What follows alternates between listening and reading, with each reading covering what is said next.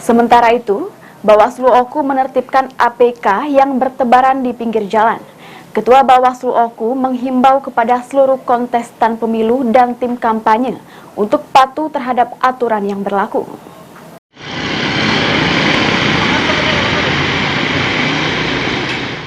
Bawaslu Kabupaten Ogan Komering Ulu mengambil langkah tegas dalam menertibkan alat peraga kampanye atau APK yang masih bertebaran di pinggir-pinggir jalan.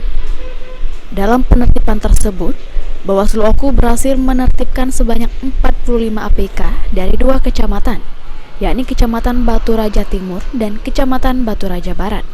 Tindakan tegas Bawaslu Oku ini merupakan bagian dari upaya untuk menjaga agar pemilu berlangsung secara adil, bersih, dan demokratis.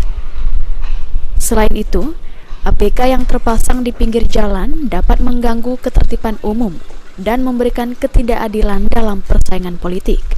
Ketua Bawaslu Oku menghimbau kepada seluruh kontestan pemilu dan tim kampanye untuk patuh terhadap aturan yang berlaku, sehingga tidak mengganggu ketertiban umum dan tidak melanggar regulasi yang telah ditetapkan.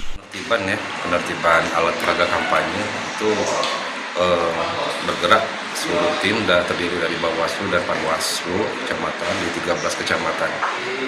Sejauh ini untuk dua wilayah Kecamatan Batu Raja Timur dan Kecamatan Batu Raja Barat itu baliho spanduk itu ada 45 titik dan juga ada beberapa lagi itu seperti leaflet dan lain sebagainya atau flyer.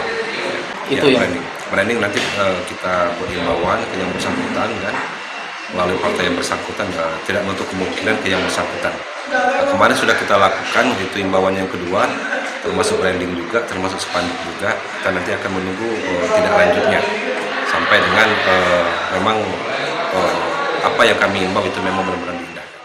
Penertiban yang dilakukan oleh Bawaslu Oku ini mendapatkan dukungan dari Satpol PP setempat. Mereka berkolaborasi dalam memastikan pelaksanaan pemilu berjalan dengan lancar dan tertib. Ari Pranika, PAL TV.